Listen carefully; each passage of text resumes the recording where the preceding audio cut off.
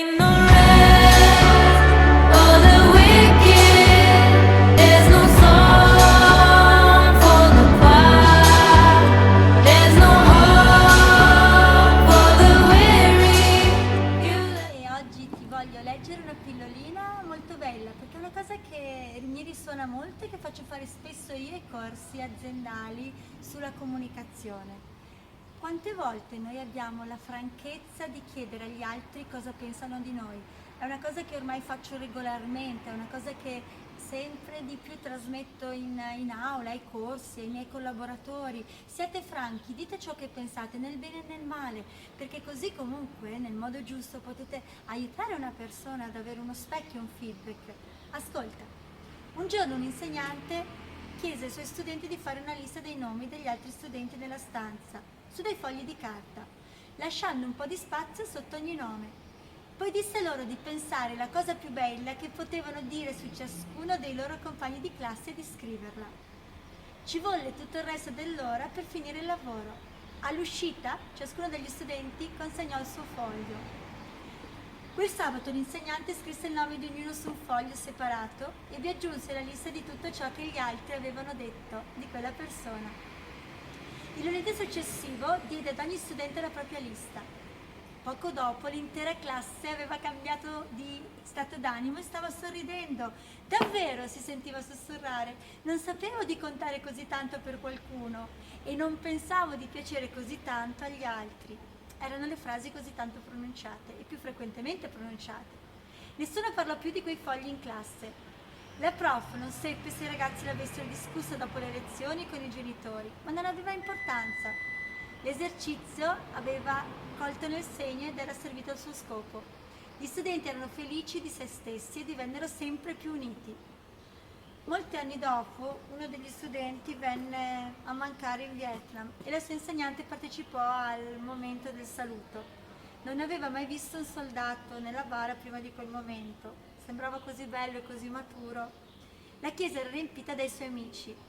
Uno ad uno quelli che lo amavano si avvicinarono alla bara e l'insegnante fu l'ultimo a salutare la salma.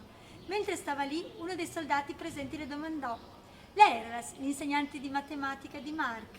Le annuì. Dopodiché lui le disse: Mark parlava di lei spessissimo.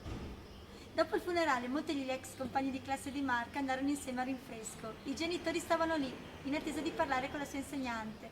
Vogliamo mostrarle una cosa, disse il padre, estraendo un portafoglio dalla sua tasca. Lo hanno trovato nella sua giacca quando venne a mancare. Aprendo il portafoglio, estrasse con attenzione 2 pezzi di carta che erano stati aperti e ripiegati molte volte. L'insegnante seppe ancora prima di guardare quei fogli che erano quelli in cui lei aveva scritto tutti i complimenti che i compagni di classe gli avevano fatto. Grazie mille per averlo fatto, disse la madre di Mark. Come può vedere, lui lo conservò come un tesoro. Ho i brividi, poi ti spiego perché. Tutti gli ex compagni di classe di Mark iniziarono ad avvicinarsi. Charlie sorrise timidamente e disse: io ho ancora la mia lista, è nel primo cassetto della mia scrivania a casa. La moglie di Chuck disse che il marito le aveva chiesto di metterla nell'album di nozze. Poi Vicky, un'altra compagna, aprì la sua agenda e tirò fuori la sua lista un po' consumata, mostrandola a tutto il gruppo. La porto sempre con me, penso che tutti l'abbiano conservata. In quel momento l'insegnante si sedette e pianse. Pianse per Mark e per tutti i suoi amici. Pianse però, questo lo aggiungo io, di alle persone che ami cosa pensi davvero. Cavolo, non diciamo mai le cose e poi ci perdiamo la possibilità di...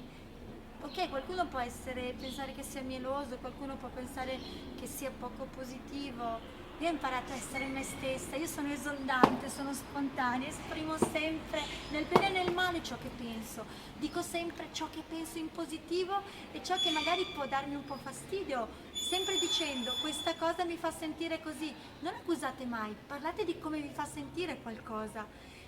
Cos'è che vorresti dire alle persone che ti stanno più vicine? Cos'è che ti piace così tanto delle persone che ti stanno vicine?